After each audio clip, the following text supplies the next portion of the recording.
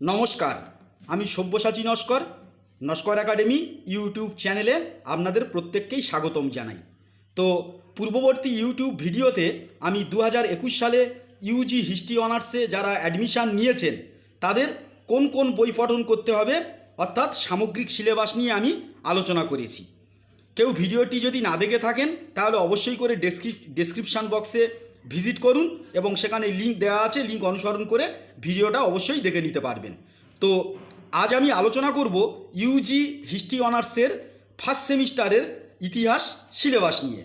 আর প্রসঙ্গক্রমে বলে রাখি, আলোচনা দীর্ঘায়িত যাতে না হয় তার জন্য পরে আমি সেকেন্ড সেমিস্টারের ইতিহাসের সিলেবাস নিয়ে আলোচনা করব। তো চলুন, আজকের আমি ফার্স্ট সেমিস্টারের ইতিহাস সিলেবাসে কোন কোন কন্টেন্ট আছে সেই বিষয়গুলো নিয়ে আপনাদের সঙ্গে আমি আলোচনা করতে চলেছি। তো এখানে দেখতে পাচ্ছেন CC1 অর্থাৎ কোর কোর্স 1, যেখানে আলোচিত হয়েছে হিস্ট্রি অফ ইন্ডিয়া অর্থাৎ ভারতবর্ষের ইতিহাস নিয়ে। এটা হচ্ছে পার্ট 1-এর আলোচ্য বিষয়, অর্থাৎ এখানে দেখতে পাচ্ছে 1 মানে হচ্ছে পার্ট 1-এর আলোচ্য বিষয়। তো এর মধ্যে এই CC1 বা কোর কোর্স 1-এর মধ্যে অন্তর্ভুক্ত রয়েছে অনেকগুলো মডিউল। টোটাল দেখতে পাচ্ছেন মডিউল 1, মডিউল 2, মডিউল 3 এবং মডিউল 4, মডিউল 5। তো এবারে চলুন আমরা মডিউল 1-এ কী কী বিষয় আছে সেগুলো একটু হাইলাইট করি। এখানে দেখুন মডিউল 1-এ বলা আছে রিকনস্ট্রাক্টিং অ্যানসিয়েন্ট ইন্ডিয়ান হিস্ট্রি, অর্থাৎ প্রাচীন ভারতের ইতিহাসের পুনর্নির্মাণ। রিকনস্ট্রাকশন মানে পুনর্নির্মাণ, অর্থাৎ রিকনস্ট্রাক্টিং অ্যানসিয়েন্ট ইন্ডিয়ান হিস্ট্রি মানে প্রাচীন ভারতের পুনর্নির্মাণ। আচ্ছা, এই মডিউল 1-এর মধ্যে যে ইউনিটগুলো আছে অর্থাৎ ইউনিট 1, ইউনিট 2, ইউনিট 3।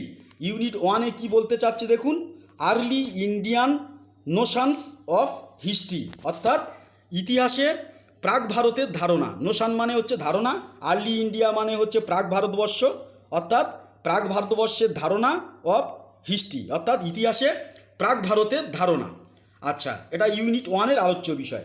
এবারে চলুন ইউনিট 2-তে কী বলা হচ্ছে, source and tools of historical reconstruction, অর্থাৎ ইতিহাস পুনর্নির্মাণে উৎস এবং যন্ত্র। সোর্স মানে উৎস আপনারা জানেন, অ্যান্ড টুলস মানে হচ্ছে যন্ত্রপাতি। তাহলে উৎস এবং যন্ত্রপাতি অফ হিস্টোরিক্যাল রিকনস্ট্রাকশন, অর্থাৎ ইতিহাস পুনর্নির্মাণের ক্ষেত্রে উৎস এবং মানুষের ব্যবহৃত যে টুলস তার যে ভূমিকা সেটা আলোচনা হয়েছে। এবার চলুন ইউনিট 3-তে যে বিষয়টা বলা হয়েছে হিস্টোরিক্যাল ইন্টারপ্রিটেশনস, অর্থাৎ ঐতিহাসিক ব্যাখ্যা। সেই ঐতিহাসিক ব্যাখ্যাটা কার উপর করা হচ্ছে দেখুন, with special reference of gender, ঠিক আছে, বিশেষ উদাহরণ সহ লিঙ্গ, এনভায়রনমেন্ট পরিবেশ, টেকনোলজি প্রযুক্তিবিদ্যা অ্যান্ড রিলিজিয়ান অর্থাৎ ধর্ম। অর্থাৎ ঐতিহাসিক ব্যাখ্যাটা কার উপরে করা হচ্ছে, স্পেশাল রেফারেন্স অফ জেন্ডারের উপর ভিত্তি করে, পরিবেশের উপর ভিত্তি করে, প্রযুক্তিবিদ্যার উপর ভিত্তি করে, ধর্মের উপর ভিত্তি করে। এবারে চলুন মডিউল 2-তে কী বলা হচ্ছে দেখুন, মডিউল 2-তে বলা হচ্ছে প্রি হিস্টোরিক হান্টার গ্যাদার্স, অর্থাৎ প্রাগ ঐতিহাসিক শিকারী সংগ্রাহক। অর্থাৎ এখানে দেখতে পাচ্ছেন প্রি হিস্টোরিক মানে প্রাগ ঐতিহাসিক, আর হান্টার গ্যাদার্স কথাটার অর্থ হলো শিকারী সংগ্রাহক। অর্থাৎ প্রাগ ঐতিহাসিক যুগে শিকারীরা কীভাবে সংগ্রাহকের ভূমিকায় অবতীর্ণ হয়েছে সে সম্পর্কে কিন্তু আলোচনা করা হচ্ছে। তো আরেকবার বলি, প্রি হিস্টোরিক হান্টার গ্যাদার্স অর্থাৎ প্রাগ ঐতিহাসিক যুগে শিকারীরা কীভাবে সংগ্রাহকের ভূমিকায় অবতীর্ণ হয়েছিল সেই বিষয়টা আলোকপাত করা হয়েছে মডিউল 2-তে। এবারে মডিউল 2-তে রয়েছে কতকগুলো ইউনিট, 4, 5, 6, 7।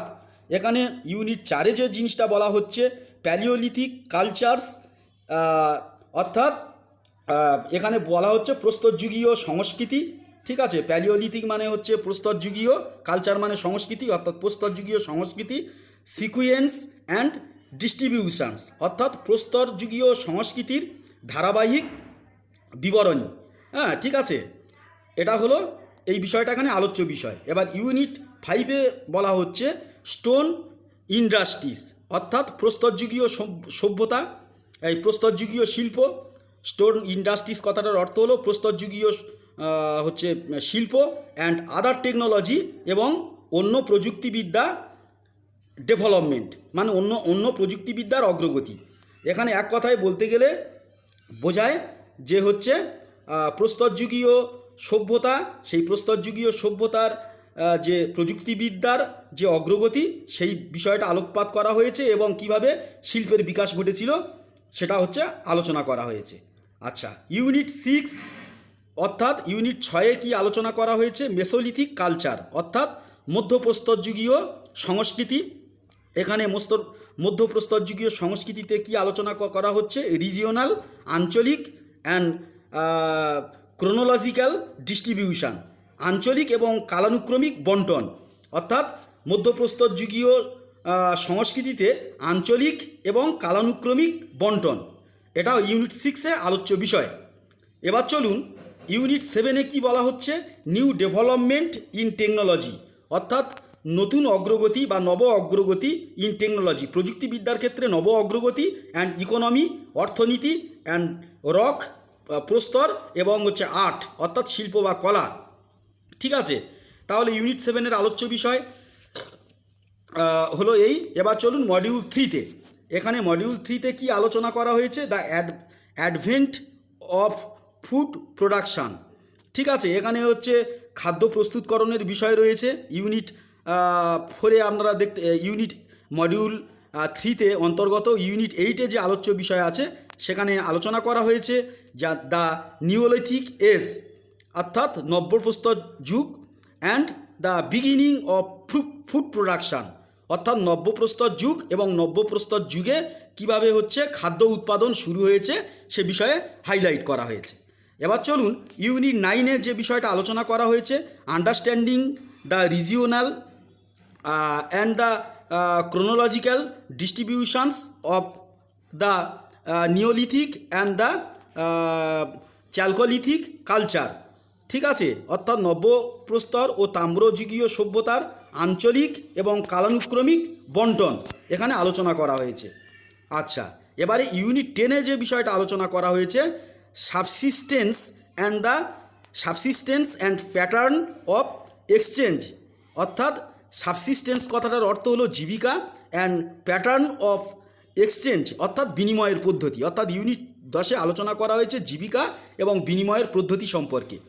এবারে চলুন মডিউল 4 দ্য হরপ্পান সিভিলাইজেশান। এখানে হরপ্পা সভ্যতা বা হরপ্পা সংস্কৃতি সম্পর্কে হাইলাইট করা হয়েছে। এই মডিউল 4-এর টোটাল 11, 12, 13, 14, 15, 16, 17 এ কটা ইউনিট আছে। তো ইউনিট 11-তে আলোচনা করা হয়েছে অরিজিন বা উৎস। আচ্ছা, settlement pattern and town planning অর্থাৎ নগর নির্মাণ প্রণালী, সেই নগর নির্মাণ প্রণালীর উৎস এবং নগর নির্মাণ প্রণালীর যে পদ্ধতি সেখানে আলোচ্য বিষয় হয়েছে। অর্থাৎ অরিজিন, উৎস, settlement pattern and town planning, নগর নির্মাণ প্রণালীর উৎস এবং নগর নির্মাণ প্রণালীর পদ্ধতি এখানে আলোচ্য বিষয়। চলুন ইউনিট 12, এখানে আলোচনা হয়েছে এগ্রিরিয়ান বেস অর্থাৎ কৃষিভিত্তিক ভিত্তি, অ্যান্ড ক্রাফট প্রোডাকশান অর্থাৎ হস্তশিল্প যেগুলো আছে সেগুলো আলোচনা করা হয়েছে ইউনিট 12-এ। এগ্রিরিয়ান বেস কৃষিভিত্তিক হচ্ছে হস্তশিল্প এখানে আলোচ্য বিষয়। আচ্ছা, ইউনিট 13 হচ্ছে ট্রেড অর্থাৎ বাণিজ্য সম্পর্কে আলোচনা করা হয়েছে। ইউনিট 14-তে আলোচনা করা হয়েছে সোশ্যাল অ্যান্ড পলিটিক্যাল অর্গানাইজেশান অর্থাৎ সামাজিক এবং রাজনৈতিক সংগঠন। আচ্ছা, ইউনিট 15-তে আলোচনা করা হয়েছে রিলিজিয়াস বিলিফ অর্থাৎ ধর্মীয় বিশ্বাস, অ্যান্ড প্র্যাকটিস আর্ট, ধর্মীয় বিশ্বাস এবং অনুশীলন। প্র্যাকটিস মানে অনুশীলন অবশ্যই জানেন, রিলিজিয়াস বিলিফ ধর্মীয় বিশ্বাস, অ্যান্ড প্র্যাকটিস অনুকরণ বা অনুশীলন, এবং এছাড়া রয়েছে আর্ট বা কলা সম্পর্কে আলোচনা করা হয়েছে। ইউনিট 16-তে আলোচনা করা হয়েছে the problem of urban decline অর্থাৎ নগর ধ্বংসের যে সমস্যা সেই সমস্যাগুলো আলোচনা করা হয়েছে। ইউনিট 17-তে আলোচনা করা হয়েছে লেট পোস্ট হরপ্পান ট্র্যাডিশান অর্থাৎ পরবর্তী হরপ্পার যে ঐতিহ্য বা সংস্কৃতি সে সম্পর্কে আলোকপাত করা হয়েছে ইউনিট 17-তে। আচ্ছা, এবারে চলুন মডিউল 5-এ কি আলোচনা করা হয়েছে কালচারস ইন ট্রানজিশান। আচ্ছা, পরবর্তীকালে আলোচনা করা হয়েছে এই মডিউল 5-এ আলোচনা করা হয়েছে সংস্কৃতির পরিবর্তন বা সংস্কৃতি রূপান্তর, কালচার ইন ট্রানজিশন অর্থাৎ সংস্কৃতির ক্ষেত্রে যে পরিবর্তন আসছে সে সম্পর্কে আলোচনা করা হয়েছে। এখানকার মধ্যে যে আলোচ্য বিষয়গুলো হচ্ছে সেটেলমেন্ট অফ প্যাটার্নস, আচ্ছা, ব্যবস্থাপনা অর্থাৎ পদ্ধতির ব্যবস্থাপনা, টেকনোলজিক্যাল ম্যাটার রয়েছে, প্রযুক্তিবিদ্যার ব্যাপার রয়েছে, ইকোনমিক ডেভেলপমেন্ট রয়েছে, অর্থনৈতিক উন্নয়নের ধারার বিষয়ে আলোচনা করা হয়েছে, সোশ্যাল স্ট্র্যাটিফিকেশানস, পলিটিক্যাল রিলেশনস, রাজনৈতিক সম্পর্ক, রিলিজিয়ন, ধর্ম অ্যান্ড ফিলোসফি, দর্শন অ্যান্ড এরিয়ান প্রবলেম, আর্য সমস্যা, এই সকল বিষয় নিয়ে আলোচনা করা হয়েছে। এবার ইউনিট 18তে আলোচনা করা হয়েছে নর্থ ইন্ডিয়া সম্পর্কে আলোচনা করা হয়েছে, অর্থাৎ উত্তর ভারত সম্পর্কে আলোচনা করা হয়েছে। ইউনিট 19-এ আলোচনা করা হয়েছে সেন্ট্রাল ইন্ডিয়া অর্থাৎ মধ্য ভারতবর্ষ অ্যান্ড ডেকান অর্থাৎ দাক্ষিণাত্য, মধ্য ভারতবর্ষ এবং দাক্ষিণাত্য এই বিষয় নিয়ে আলোচনা করা হয়েছে ইউনিট 19-এ। আর ইউনিট 20-তে আলোচনা করা হয়েছে তামিলাকাম। ইউনিট 20-তে তামিলাকাম বিষয়টা নিয়ে আলোচনা করা হয়েছে। তাহলে এই গেল আপনাদের কোর্স 1 অর্থাৎ হিস্ট্রি অফ ইন্ডিয়ার আলোচ্য বিষয়। এটা আপনাদের ইউজি হিস্ট্রি অনার্সের ফার্স্ট সেমিস্টারের ইতিহাস প্রথম পত্রের সিলেবাস এবং আলোচ্য বিষয়। এবারে ইউজি হিস্ট্রি অনার্স ফার্স্ট সেমিস্টারের ইতিহাস যে সেকেন্ড পেপারটা আছে সেই সেকেন্ড পেপারটা নিয়ে আমি আলোচনা করব। তো চলুন আমরা সেকেন্ড পেপারে ঝুঁকি। আপনাদের ইউজি হিস্ট্রি অনার্স ফার্স্ট সেমিস্টারে দুটো অনার্স পেপার পড়তে হবে। তো honours paper, history honours paper প্রথম পত্র আগেই আলোচনা করলাম। এখন আমি হিস্ট্রি অনার্স পেপার সেকেন্ড পত্র বা দ্বিতীয় পত্রটা নিয়ে আলোচনা করব। এখানে দেখতে পাচ্ছেন কোর্স 2 অর্থাৎ কোর্স 2 তে এখানে কি আলোচ্য বিষয় রয়েছে? সোশ্যাল ফরমেশনস, আচ্ছা, and cultural pattern.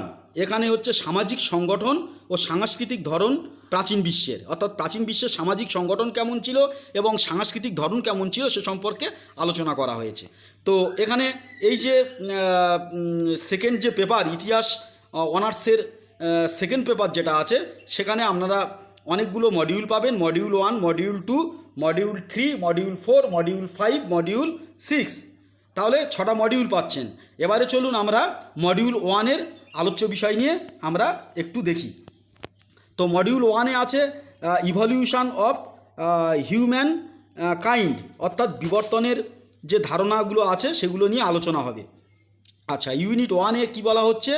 Theories on evolution, আচ্ছা, অ্যান্ড গ্রোথ অফ সিভিলাইজেশন অর্থাৎ বিবর্তনের ধারণা বা সূত্র এবং সভ্যতার শ্রীবৃদ্ধি এ নিয়ে আলোচনা করা হয়েছে। এবং এ সম্পর্কে যারা অভিমত ব্যক্ত করেছেন তাদেরও মতামত এখানে রয়েছে। যেমন চার্লস ডারউইনের মতামত পড়তে হবে, থমাস হেনরি হ্যাক্সলের মতবাদ পড়তে হবে, আর্নল্ড টয়েনবির মতবাদ পড়তে হবে, গর্ডন চাইল্ডের মতবাদ পড়তে হবে।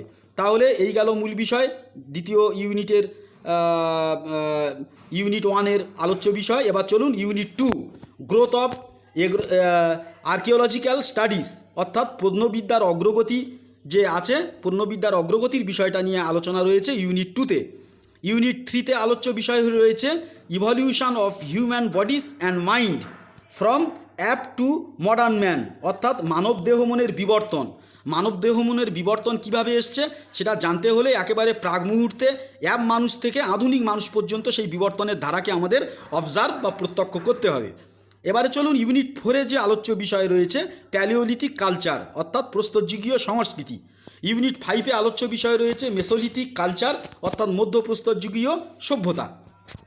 এবারে আসুন মডিউল 2 ফুড প্রোডাকশান। এখানে বলা হচ্ছে যে খাদ্য উৎপাদন প্রণালী। তো মডিউল 2-তে রয়েছে ফুড প্রোডাকশান, এর মধ্যে অন্তর্ভুক্ত রয়েছে ইউনিট 6 যেখানে বর্ণিত রয়েছে নিওলিথিক কালচার অর্থাৎ নব্যপ্রস্তরযুগীয় সংস্কৃতি। এই নব্যপ্রস্তরযুগীয় সংস্কৃতিতে beginning of agriculture and animal হাজব্যান্ড্রি অর্থাৎ নব্যপ্রস্তরযুগীয় সংস্কৃতি, সেখানে কৃষির সূত্রপাত কীভাবে হয়েছে, আর অ্যানিম্যাল হাজব্যান্ড্রি কথাটার অর্থ হলো পশু কীভাবে প্রতিপালন করা হয় সে সম্পর্কে আলোচনা করা হয়েছে। এবার চলুন মডিউল 3-তে কী বিষয় আলোচনা করা হয়েছে? ব্রোঞ্জ এজ সিভিলাইজেশন অর্থাৎ ব্রোঞ্জযুগীয় সভ্যতা। এখানে আমরা 4টে ইউনিট পাচ্ছি, 7 ইউনিট, 8 ইউনিট, 9 ইউনিট, 10 ইউনিট অর্থাৎ 4টে ইউনিট আমরা দেখতে পাচ্ছি। ইউনিট 7-এ আলোচ্য বিষয় হচ্ছে এ সার্ভে অফ কোনো chalcolithic culture, A survey of chalcolithic culture, অর্থাৎ তাম্রযুগীয় সংস্কৃতির যে জরিপ, অর্থাৎ তাম্রযুগীয় সংস্কৃতি কত দূর পর্যন্ত বিস্তৃত ছিল সে সম্পর্কে আলোচনা বা হাইলাইট এখানে করা হয়েছে। ইউনিট 8 এখানে আলোচ্য বিষয় হচ্ছে মেসোপটেমিয়া। তাহলে মেসোপটেমিয়া সভ্যতা সম্পর্কে আলোচনা করা হয়েছে। আপনারা জানেন যে মেসোপটেমিয়া সভ্যতা হচ্ছে সিন্ধু সভ্যতার সমসাময়িক হচ্ছে মধ্য এশিয়ার আক্কাদ, মেসোপটেমিয়া, সুমারীয়, এগুলো হচ্ছে সিন্ধু সভ্যতার কন্টেম্পোরারি সভ্যতা। তো ইউনিট 8-এ আলোচ্য বিষয় হচ্ছে মেসোপটেমিয়া সভ্যতা। এবারে চলুন ইউনিট 9-এ যে বিষয়টা আলোচনা করা হয়েছে সেটা হচ্ছে ইজিপ্ট। ঠিক আছে, মিশরের যে ইজিপ্ট সিভিলাইজেশন, সেই ইজিপ্ট সভ্যতা নিয়ে আলোচনা করা হয়েছে ইউনিট 9-এ। এবারে চলুন ইউনিট 10-এ কি আলোচনা করা হয়েছে, any one of the following. তাহলে কোন কোন বিষয়ে আলোচনা করা হয়েছে দেখুন, চায়নার ইতিহাস নিয়ে আলোচনা করা হয়েছে, ইস্টার্ন মেডিটারনিয়ান অর্থাৎ ভূমধ্যসাগরের পূর্বের জায়গাগুলো নিয়ে আলোচনা করা হয়েছে। তারপরে হচ্ছে মেসো আমেরিকা অর্থাৎ মধ্য আমেরিকার বিষয় নিয়ে আলোচনা করা হয়েছে। এই মধ্য আমেরিকার যে জায়গাগুলো রয়েছে, মায়া, তারপরে অ্যাজটিক, ইনকা ইকোনমি, তাহলে এই সকল সভ্যতার মায়া এবং ইনকার ইকোনমি, অর্থনীতি, সোশ্যাল স্ট্র্যাটিফিকেশান অর্থাৎ সামাজিক ভিত্তি অ্যান্ড স্টেট স্ট্রাকচার, এবং রাষ্ট্রীয় যে কাঠামো এবং রিলিজিয়ন ধর্ম। তাহলে এই মায়া, ইজিপ্ট এবং ইনকা সভ্যতার অর্থনীতি আলোচনা করা হয়েছে, সোশ্যাল স্ট্রাকচার, সামাজিক কাঠামো এবং হচ্ছে রাষ্ট্রীয় কাঠামো এবং ধর্ম সম্পর্কে আলোচনা করা হয়েছে। এবার চলুন মডিউল 4। মডিউল 4-এ কী কী বিষয়গুলো আলোচনা করা হয়েছে আমরা একটু হাইলাইট করি। এখানে দেখুন, nomadic groups in central and West Asia and Europe. এই যে কন্টেন্ট, এর মধ্যে দুটো অধ্যায় আপনারা দেখতে পাচ্ছেন, 11 অধ্যায়ে আলোচনা হয়েছে। ইউনিট 11-তে আলোচনা করা হয়েছে debate on the advent of iron and it's ইমপ্লিকেশান, অর্থাৎ লৌহের আগমন নিয়ে বিতর্ক এবং এর ব্যবহার। ডিবেট মানে বিতর্ক, আপনারা জানেন। অ্যাডভেন্ট মানে আগমন, তার বিতর্ক, এবং তার পাশাপাশি আগমন অফ আয়রন, লৌহের আগমন নিয়ে বিতর্ক, অ্যান্ড ইমপ্লিকেশান, এবং লৌহের ব্যবহার প্রণালী ইত্যাদি নিয়ে আলোচনা করা হয়েছে ইউনিট 2। ইউনিট 11-এ এবারে ইউনিট 12-এ কী বিষয় নিয়ে আলোচনা করা হয়েছে, আয়রন এজ সিভিলাইজেশান, অর্থাৎ লৌহযুগীয় সভ্যতা নিয়ে আলোচনা করা হয়েছে।